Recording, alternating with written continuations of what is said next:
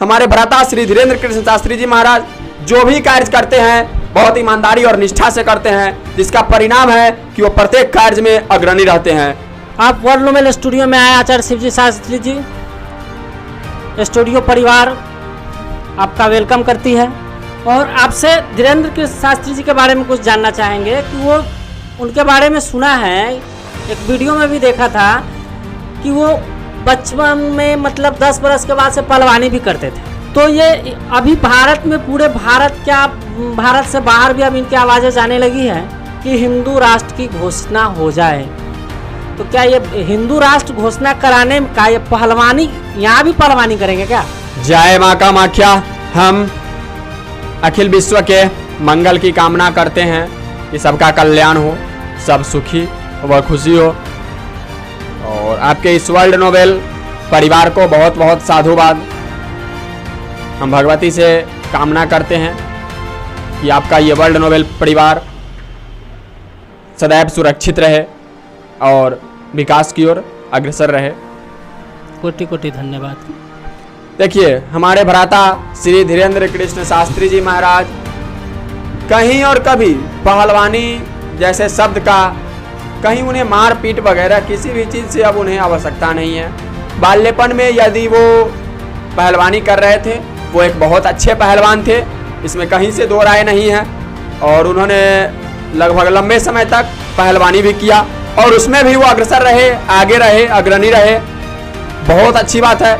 हमारे भ्राता श्री धीरेन्द्र कृष्ण शास्त्री जी महाराज जो भी कार्य करते हैं बहुत ईमानदारी और निष्ठा से करते हैं, जिसका परिणाम है कि वो प्रत्येक कार्य में अग्रणी रहते हैं।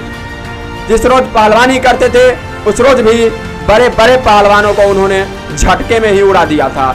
और आज यदि धर्म पारायण की बात आती है तो हमारे धीरेन्द्र कृष्ण शास्त्री जी महाराज एक अच्छे कथा प्रवक्ता हैं, एक हनुमान जी के अनन्य भक्त हैं और हनुमान जी की प्रेरणा से वो हिंदू राष्ट्र की बात कर रहे हैं। तो हमें प्रत्येक हिंदुओं को चाहिए कि एकजुट होकर के हिंदू राष्ट्र घोषित कराने में अपना योगदान दें। कहने का मतलब ये है कि आप बोल रहे हैं कि सब आदमी योगदान दे, तो सबके पहलवानी किन्हीं के साथ, जैसे मान लिया जाए कुछ मुसलमान विरोध कर रहे हैं, माना कि लगभग 500 से ऊपर परिवार उनका सपोर्टर है, उनके क्या बोलते हैं उनसे दीक्षा लिया है, बट बाकी तो विरोधी है, तो उनसे विवाद होगा तो बचाने वही पहलवान आएंगे कि धीरेन्द्र कृष्ण शास्त्री जी?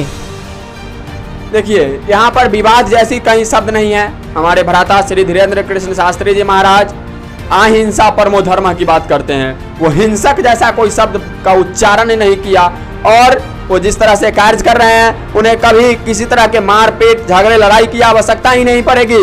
वही तो हम लोग चाह रहे हैं। हम सनातन यही कह रहे हैं कि सनातन धर्म सर्वोत्तम है और वह केवल और केवल अहिंसा की बात करता है। हिंसक जैसे शब्द उसके किसी भी नेचर, किसी भी दृष्टिकोण से वह हिंसा जैसे शब्द का प्रयोग नहीं करता है। आचार्य जी, ये बात आप समझ सकते हैं कि जैसे ही लोग उनका एकजुटता होने लगेगा, हिंदुत्व की एकजुटता होने लगेगी, तो जो उनका विरोधी है, विरोधी बोले तो आदमी बेचारा क्या विरोध करेगा? आम जनता क्या विरोध करेगा? आदमी कहने का मतलब आम जनता है, वो क्या विरोध करेगा? विरोध तो किसी पॉलिटिशियन से पैदा हो जाता है, उस समय कौन बचेगा? देखिए, बचाने के लिए जहां तक सनातन की बात है तो हमारे धीरेन्द्र कृष्ण शास्त्री जी महाराज के पास हनुमान जी की एक विशेष कृपा है। जहां तक बचाने की सवाल है तो हम सनातनियों को, हम हिंदुओं का कोई बाल भी बांका नहीं कर सकता, क्योंकि पूरी निष्ठा और ईमानदारी से जिस किसी भी कार्य को किया जाए वह कभी असफल होता ही नहीं है। चलिए, धन्यवाद आपको, आपने वर्ल्ड नोबेल स्टूडियो को समय दिया, इसके लिए कोटि कोटि धन्यवाद। और आशा करते हैं कि पुनः वर्ल्ड नोबेल स्टूडियो को आप समय देंगे। जय हिंद, जय भारत। जय माँ कामाख्या। सबका कल्याण हो, सबका उद्धार हो।